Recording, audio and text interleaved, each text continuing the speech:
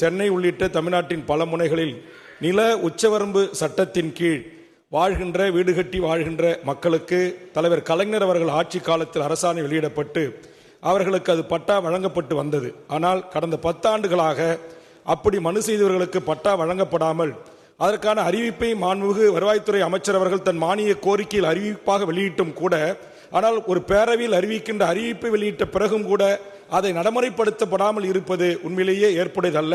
நான் அரசு உறுதிமொழி குழு தலைவராக இருக்கிறேன். ஆனால் அந்த உறுதிமொழியை நிறைவேற்ற வேண்டிய பொறுப்பு எங்கள் குழுவுக்கு இருக்கிறது. ஆனால் இதை குறித்து அதிகாரிகளிடத்தில் நாம் கேட்கின்ற போது எந்த பதிலும் கிடைக்கவில்லை. ஏன் காலதாமதம்? நில உச்சவரம்பு சட்டத்தின் கீழ் அரசு ஒரு தொகையை நிர்ணயம் செய்து அவர்களுக்கு கூறிய பட்டா வழங்குவதிலே ஏன் காலதாமதமாகிறது? அதையும் மாண்புமிகு தமிழக முதலமைச்சருடைய கவனத்துக்கு எடுத்துச் சென்று மாண்புமிகு வருவாய்த்துறை அமைச்சர் அவர்களும் மாநிலத்தில் அமர்ந்திருக்கின்ற துறையின் செயலாளர் அவர்களும் அந்த ஏழை எளிய மக்கள் கட்டியிருக்கிற கனவு இல்லங்களை இடித்து தரமட்டமாக்காமல் அவர்களுக்கு பட்டா வழங்குவதற்கும் வரைமுறை செய்வதற்கும் ஆவண செய்வீர்களா என்பதை தங்கள் வாயிலாக அமைச்சர் அவர்கள்.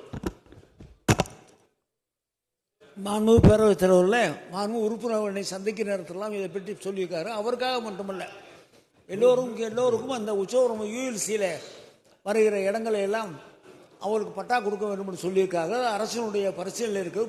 போன தடவை நம்ம அனௌன்ஸ் பண்ணியிருக்கிறோம். அதில் கொஞ்சம் சில நிர்வாக சிக்கல் இருக்கிற காரணத்தால் சரி செய்து நிச்சயமாக அந்த அறிவிப்புக்கு ஒரு முக்கியத்துவம் கொடுக்கப்படும். மாண்புமிகு உறுப்பினர் அரவிந்த் ரமேஷ்.